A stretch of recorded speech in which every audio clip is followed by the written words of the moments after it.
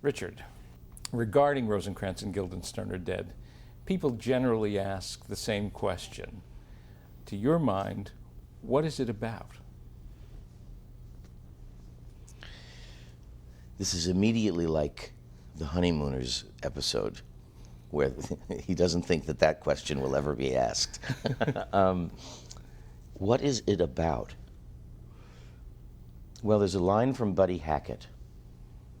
He says, "It all depends how you look at it." What is it about? I would suppose that my first, the only thing I would latch on to is that you can, there's this experience of Hamlet that we have, and there are these two guys in the play, but what happens if you turn it all around like that? That's something, but it has more to do with things that I am not intellectually capable of understanding, that Tom Stoppard writes. I just kind of go, it's funny. What was it that attracted you to this piece and to the role of the player? Well, I mean, Tom Stoppard was asking me to do a role. That was one thing. And then he was asking me to do a role that in 1,000,000 trillion years I was never going to be asked to do. The player king was, at that time, was completely out of my experience of myself, my perception of myself as an actor. And I was astounded, and I thought you guys had gotten it wrong, and you had dialed the wrong number. And then I thought, well, somewhere inside of me is Donald Wolfett screaming to get out. And so I said, sure, I'll try it.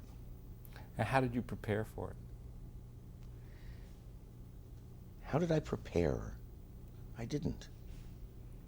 I just went towards Donald Wolfett in my mind. I just listened in my mind to all of those great thunderous English actors that I had heard in supporting roles in movies for 30 years. And I just listened to them, and Wolfett especially. And I thought, go, do it, launch. In many ways, this movie's a precursor of Groundhog Day, with the characters seemingly doomed to repeat their experiences over and over again each time that Hamlet is performed. So do you think that that's why the player is as world-weary as he appears?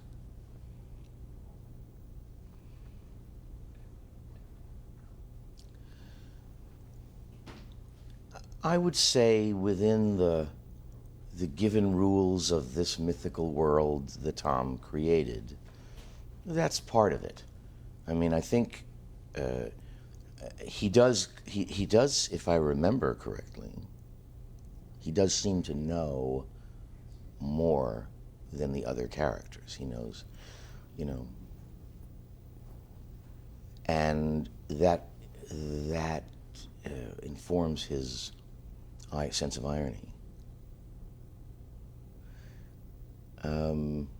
I always wanted Tom, this is actually evidence of how much I don't understand the play, but I always wanted Tom to go back, to do the loop, to end the movie where it begins. You know what I mean? To kind of go back exactly so that you see, oh, it's about to start all over again.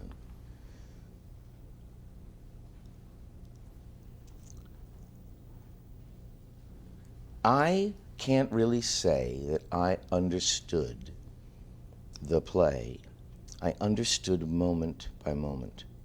I understood the character moment by moment. He's a scenery chewer, the player. Did you see much of yourself in him?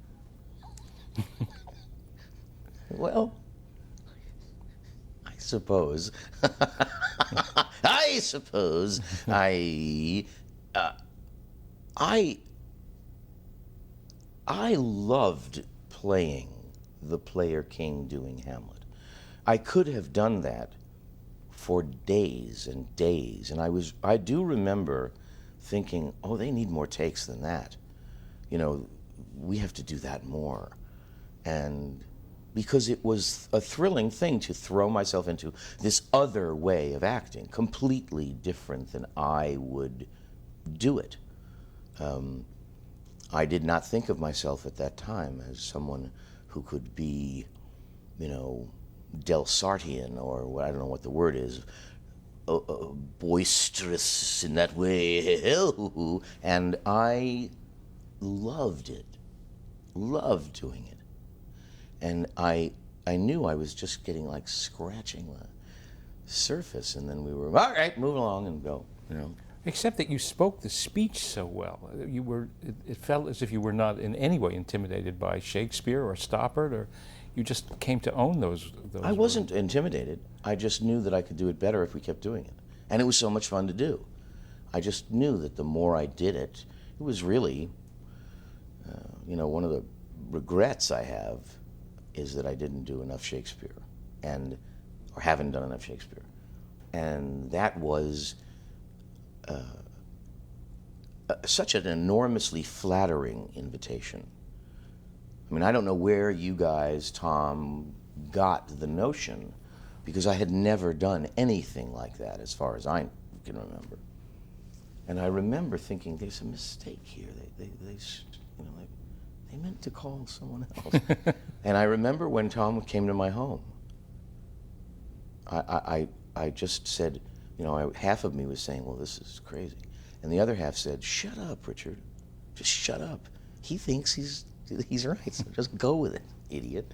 And then I remember shooting that scene on the table, you know, doing Priam on that table. I could have just done that till the cows came home. Yeah, it's great. Death seems the eminence grise of this piece. The player presages the deaths of Rosencrantz and Guildenstern, as well as virtually everybody else. And he concludes that we aim at the point where everyone who is marked for death dies. In fact, the player himself is stabbed, but doesn't die. What is death in this piece? I don't have a clue. I don't have a clue. And I will tell you that I'll use the excuse that, you know, 13 years ago, or how long was it? 12 or 13 years 12 or 13 years ago we did it. I can't remember. But, you know, I have to confess, if you'd asked me on the set, I probably still wouldn't have known. I don't know. I do know that what was fascinating to me always was this moving the perspective and watching the play, or watching a version of the play through these other characters. And I also thought, by the way, that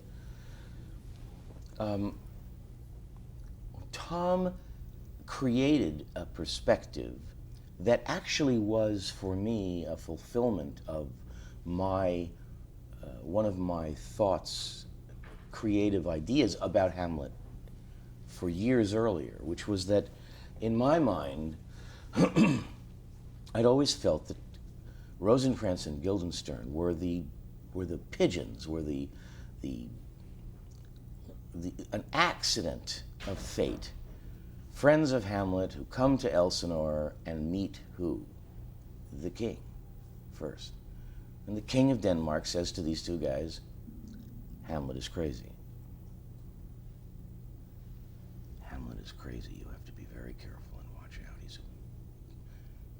I'm the king of Denmark, and he's crazy. And these two schmoes go, ooh. Now, what are you going to think if the king of Denmark says that to you? You're going to think, ooh. and all else proceeds from there. And they are not evil, they are schmoos. And I've always felt that. And I always wanted to play that, to direct the play in that way. And to have them not be malevolent and not become malevolent. But, you know, the circumstances are such that they just, goodbye. And they have to suffer their little fate. And everyone had always played it as if they were slime bags. And they weren't slime bags, they just happened to meet the king first. If they'd met Hamlet first, they'd be alive at the end of the play. And so for me, that the whole play was an agreement with that idea. The player exclaims, "We're actors, we're the opposite of people." How do you feel about that observation? Well, actors are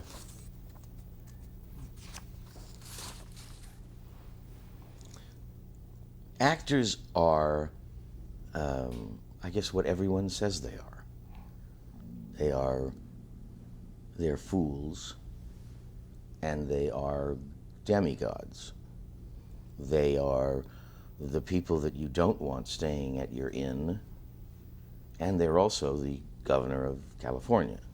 And we think of them in that way. They're purposely outsized. They're purposely more vivid. And in order for man to see man, in order for humanity to see itself, it has to exaggerate. It's almost as if it's one of the actors are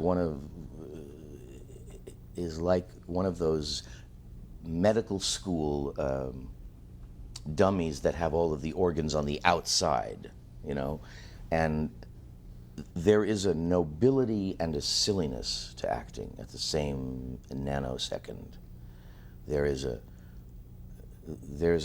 It's the only art form that can do that to you. Doom! There's music can move you, and dance is fabulous, and art, whatever. But no art form can get that deep in, rip your heart out, come out, and you burst into tears or burst into laughter. That's acting. That's actors. And actors are showing you and the world around you. And that's a scary proposition. That's a truly scary proposition. And that's why actors are looked at and feared and held in contempt, because you gotta be a little wacky to do all that. And it's so interesting to see people on the street respond to actors. You know, people, I guess, try to be, I know, because actors are always hoping that they could be too. People are always trying to be safe. You know, they want to be able to walk from Gristides to their apartment without making a fool of themselves, without bursting into tears, and without showing the strangers on the street the terrible things that happened at the apartment that morning, or the things you feel about your kids. I don't want to, so let's just try to make it from the market to home. And actors don't. Actors are the ones that show you, oh, God, I slapped my kid, you know. And so they're admired and loathed, you know. And rightly so. That's what actors should be.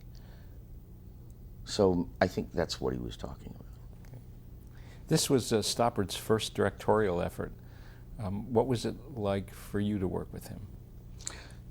It was very intimidating in one way, because I do remember that I kept thinking to myself, if this is his first film, how come he's so certain of everything? How come he knows what he's doing? I don't know what I'm doing. He really seemed sure, serenely sure, quietly sure, not you know, hands grippingly tight sure. He knew exactly what he wanted. I remember making some suggestions. I don't remember what they were, and him listening and going about whatever he wanted to do. He knew exactly, or he seemed to know exactly, the design of what he wanted and how he wanted it. I think he got it right. I don't really know. I mean, I haven't spent 10 years looking at the film. I felt that if there was something off in the film, and I don't know that there is, but if there was something off in the film, it was that we needed an audience to time everything perfectly, and that there was something that might be a little off in the timing, in the rhythm of things. But the the way he dealt with us as actors and the way he dealt with this extraordinary set, you know, the location, and shooting this, the cinematography and all that, was just like a master. Both Gary Oldman and Tim Roth have gone on to direct movies of their own. Why haven't you? I don't want to. I don't want to. I don't lust after directing. I don't lust after film. I'm just not that interested. And I tried my hand at directing. I directed, I thought I would try my hand at directing, so I directed Hamlet in a 2.5-week rehearsal.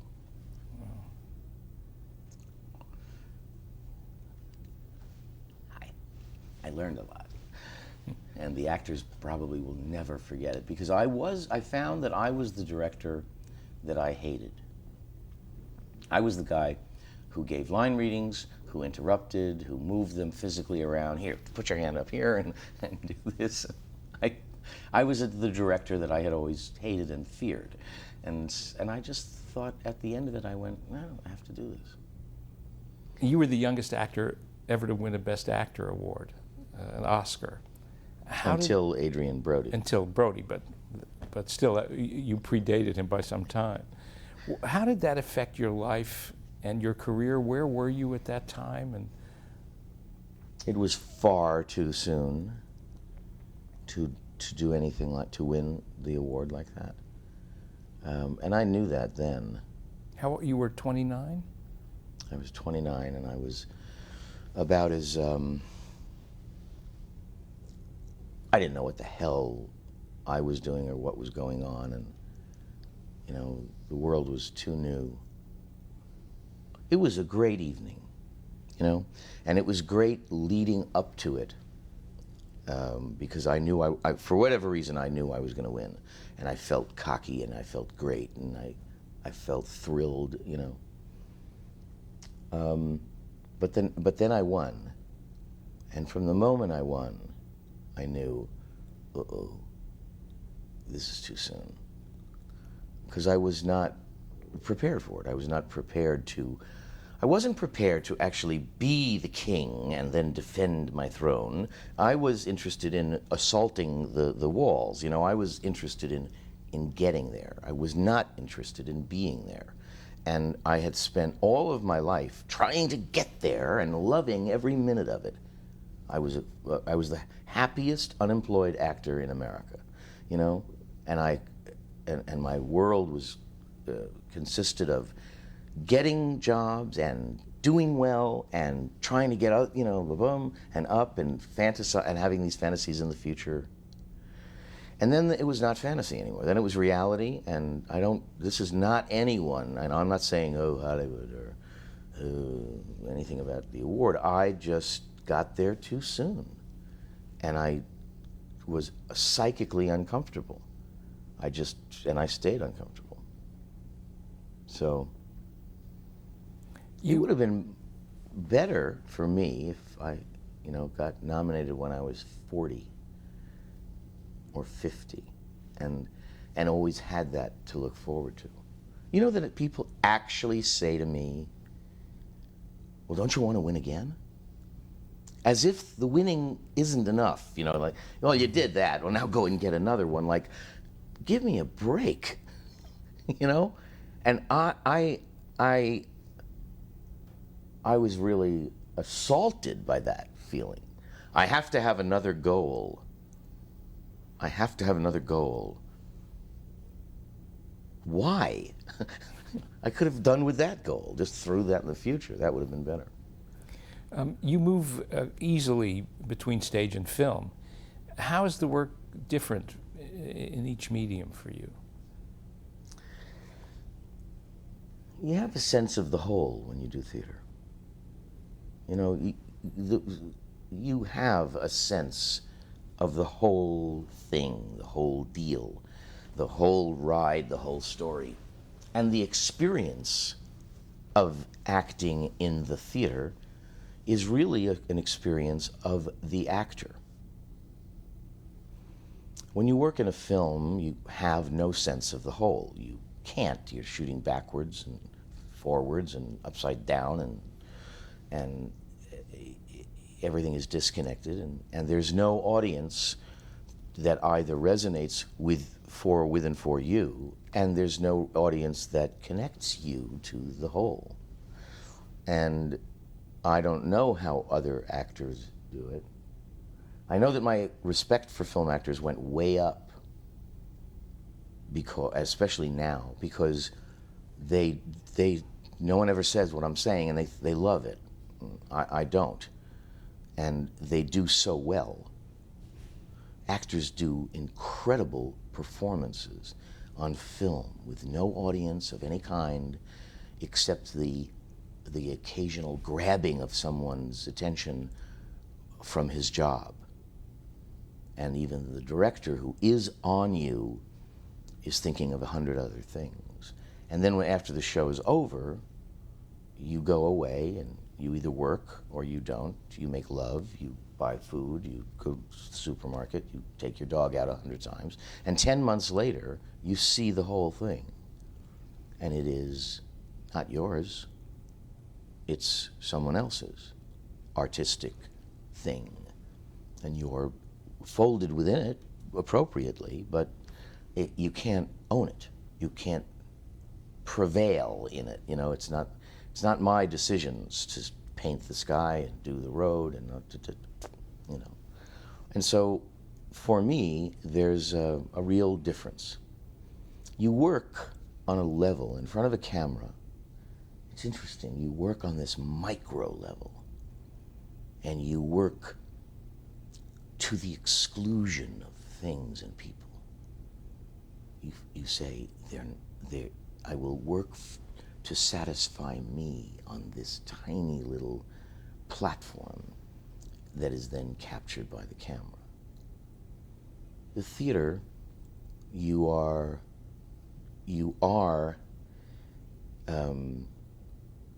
deliberately in front of people who are deliberately in front of you, watching and waiting. And it ultimately is, first it's the writers, of course. He writes it, she writes it, she hands it to the director. The director, it's the director's. He designs it, he puts it in, does the little lighting thing.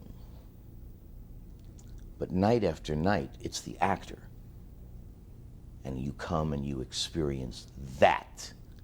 And that's what you give people. There's a funny thing about acting. And I guess I don't really feel it as much with film, because film isn't selfish, but film is singular. Film is you're working, and there's a guy who's working over here and a guy who's working over here. In theater, you're working together and you're doing this thing with rhythms and harmony and sound and tone, and it's really, it's like an amazing choreography that's created. But acting is based upon the following weirdness. This actually happened to me. I was 17 years old and I was doing Incident at Vichy. I was the boy in a very good production in LA. And one night, standing at the back, having nothing to do because I was the boy, and watching, I realized in one blinding flash that I was wearing clothes that I was pretending was mine, and saying words that I was pretending were mine, and moving in a way that I was pretending was spontaneous. And I was on stage with other actors who I was pretending not to know were actors, and I was pretending not to be aware of the stage crew over here, and I was, of course, pretending not to know or see these people in the dark who were watching me. And they were pretending not to be there, and they were pretending that they understood that it was all a pretend. And this vast layer upon layer of pretense created truth and art, and it was wacky. You know, I just had what I called at that time a puerile attack. I was assaulted with how childish the whole thing was, and yet we were moving people to tears. And that was an enormous part of experience for me. It was an enormous thing to realize that this exercise of goofiness ultimately created something so powerful that it could rip your heart out. Amazing.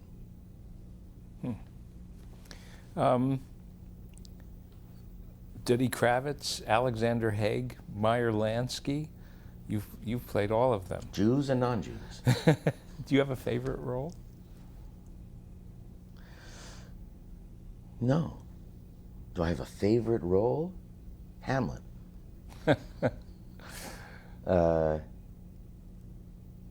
No.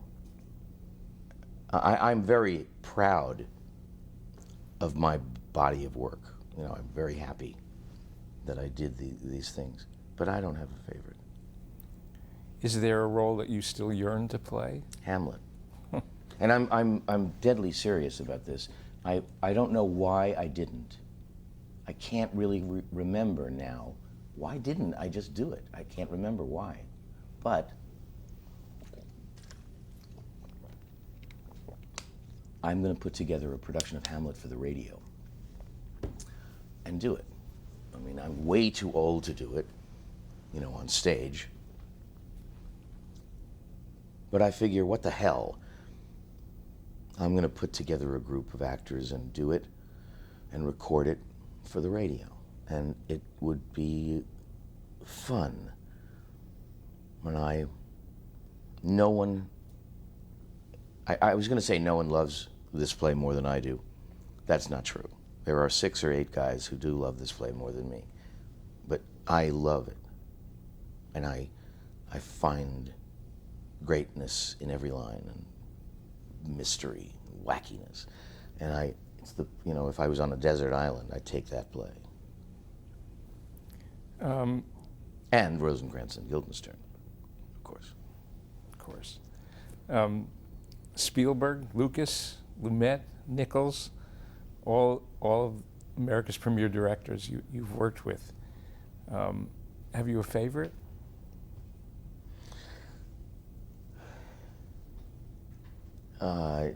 Well, Stephen, I guess. I mean, I love Stephen, and I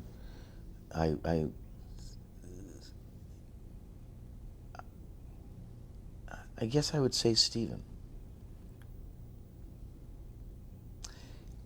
Because we're peers in some way. We grew up together. You know, we started at the same time, and we've known one another through anonymity and fame and success. I was actually standing next to him the day he became a millionaire. And I think of Stephen as someone who really knows everything there is to know. And I would say Stephen. What's singular about a Spielberg set?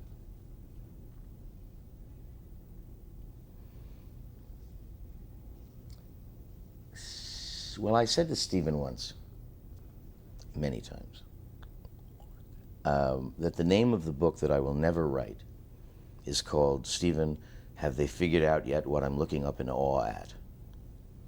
Because on a Spielberg set, sooner or later, you go,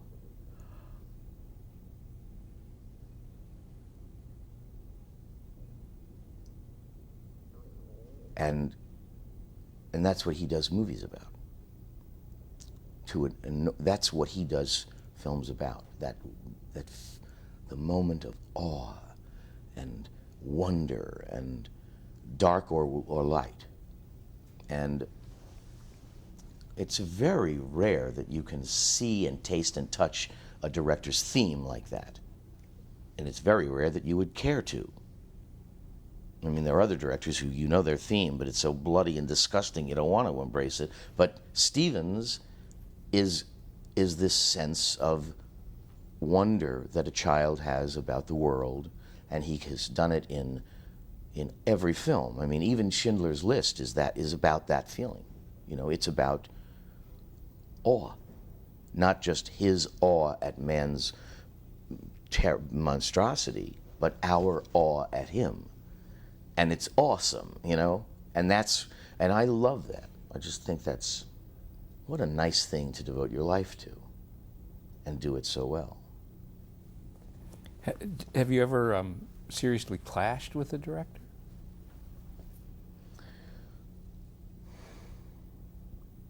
Oh, yeah.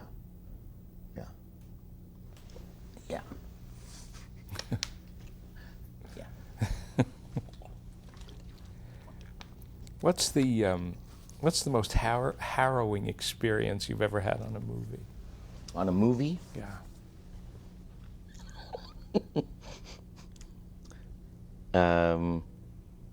I once clashed with a director. That was pretty harrowing. I once had worked with someone, a co-star who was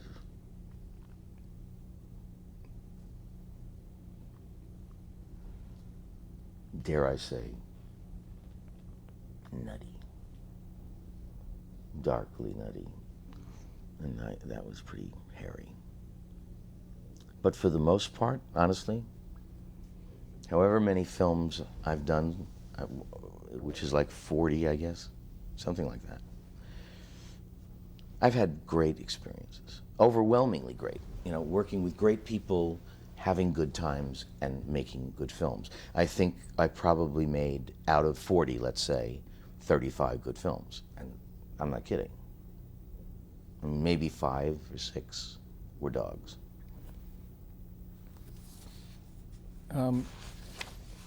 What was the best experience you ever had on a movie?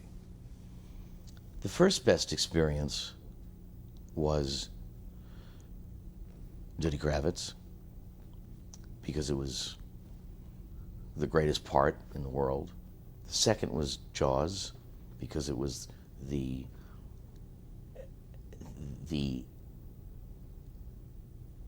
anyone who ever tells a story, an anecdote about their movie set, and there's what happened on their movie set, has to pay a royalty to Jaws.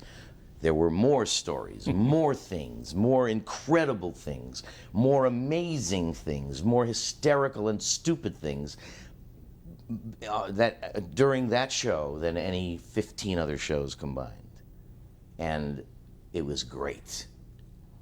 It was like one of life's little gifts.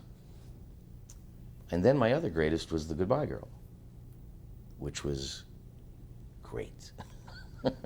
Which was great, because it was the first time in my life that was what movies were all about. You know, that was what I thought of when I was 11. That was like, you go to work, you say hello in the morning, you work with people you love, you work on a script you love, you know you're doing well, and I loved coming to work every single day. And then we finished and we went our separate ways, and then the reviews were good, which was great. And then the people came and saw the movie and loved it, and that was great. And then we were awarded, and that was amazing and great. And it was like, what's wrong with that picture? You know, there's nothing wrong with that one. There wasn't anything wrong with it. And the character I played was a guy who I would have played for the rest of my life, and then retired with a Swiss watch.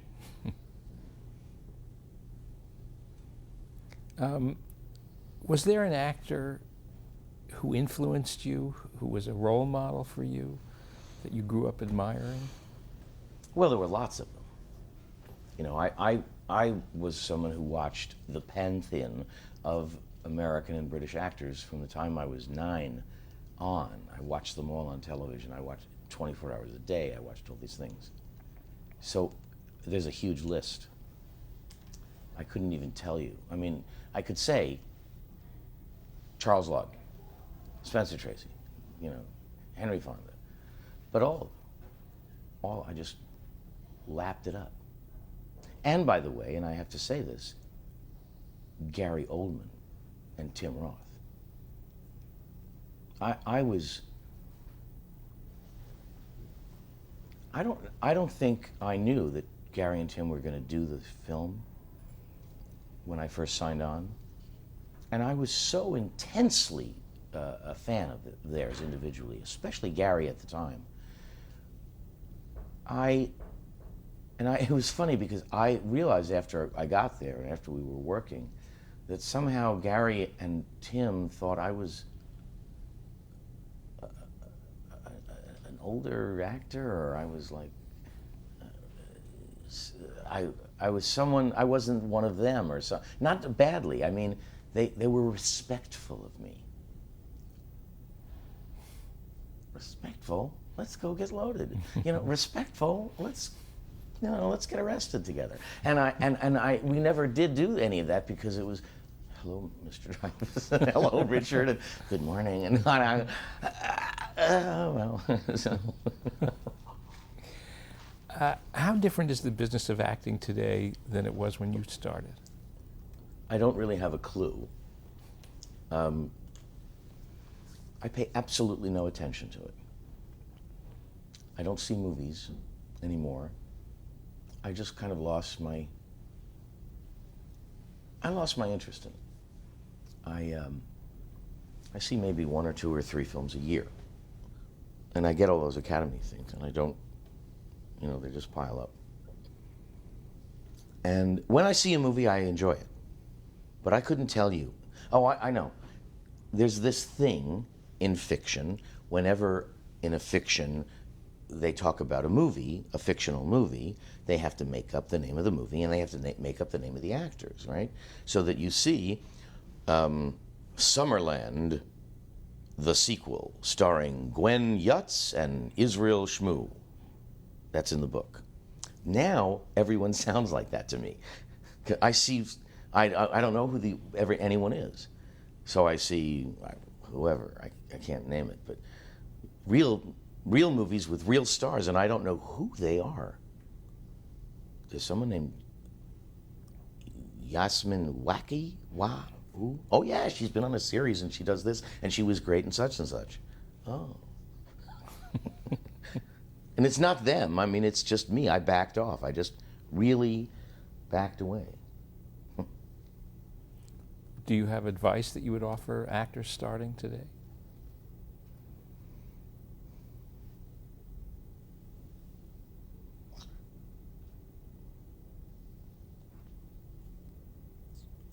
Well, I have lots of advice for actors. Depends on which actors we're talking about, or what kind of actors. If it's actors who are first really starting out,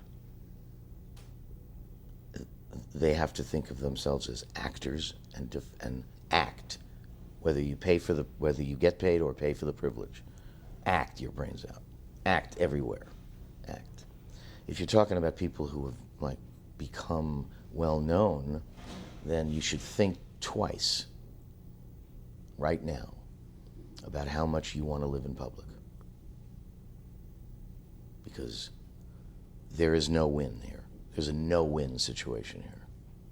I mean, you can, I suppose, live your life in public and therefore make oodles of money in movies. Although you have to make money in movies in order to make money in movies. And if you're going to live your life in the public eye, sooner or later, the tackiness of it will overwhelm you and you'll die. If you live your life, if you live your marriage and divorce and your love and your hate and your hotels and your money and your cars and your ambition, it's all there in the public, you will become smaller and smaller and smaller in God's eyes, and then you'll disappear. And there's nothing good about it. It's crass and tasteless and silly and awful. And as celebrities, we do want it. We cater to it. We want to walk down the red carpet. We want to be on the magazine cover. We want that. And a little voice inside you must be asking, why? Why? What's so great about the red carpet? What's so great about the fact that you have no private life? And all of those cameras are stealing your relationship and destroying your love affair and, you know, and damaging your children. Can you really raise kids in the public eye like that? You know, screaming and yelling. And I find that it's not good. I have enough problems. You know, I got enough problems. I don't have to do that. And I have my friends and family constantly think I'm kidding, that I really do want to go to that premiere. I don't. I don't want it. I like the work. I love, in film, I love the money. The money is incredible. And the work can be great. But that other part of it is having to spend time with people you don't respect. You know? And ultimately you just feel dirty, and I don't want to do that. Do you still have ambition? Do you have a goal? In acting? In that? For what's left of your life and career? I don't have an ambition in my career as an actor. I don't have any ambition about that. I wish I had more money, but I have no interest in that way, in pursuing it, you know. I like acting. I love acting. And I can honestly say that I have done what I love. And that's a blessing. I do what I love. And I've done it for 40 some odd years. I know how amazing that sounds. I've done anything for 40 years. And I started acting when I was 9. And I don't have to do it anymore at all. I have other ambitions. I want to make some good historical documentaries. That's a real ambition of mine. I want to bring peace on earth. That's a real ambition of mine. But as for being a movie star, thank you, that was great. That was really great. But I'm over that. I'm done. And even now, when I'm doing this play, there's a part of me, I suppose, that just, you know, I don't want to be a former movie star. I don't want to do that. I don't want to, you know, go down the rung and then down another rung, and then, I don't want to do that. I love the fact that I'm starring in this play on Broadway, and it's great, and I'm having all these fantasies fulfilled from my childhood. But I don't have to do it. And if I could just wake up and go to Barnes & Noble and go home and read my books, I would be fine. If I could make some historical documentaries. If it can't be believed, and if people can't approve of the idea that I really don't have to do it anymore, then the world is totally nuts. If I was anxious, I want my name above the title, and I want the title. Why didn't that go to me instead of him? And I could be a movie, and I could give me that. I've been doing this for so long. How long do you have to keep doing it? You know, there's an old story about Pacino. I have no idea if it's true, but I love this story. that years and years ago when he was starting out, he was doing a play in which he was one of 3 characters, and he was raging on stage, raging, and the audience was like, there was nobody there. A couple of people were there, and in the middle of the performance, the people who were there got up and left. And supposedly Pacino was going, rage. Do I have to keep doing this? And that's like, do I have to keep doing this? If I want to, I like it, but I don't have to. You know? Thank you.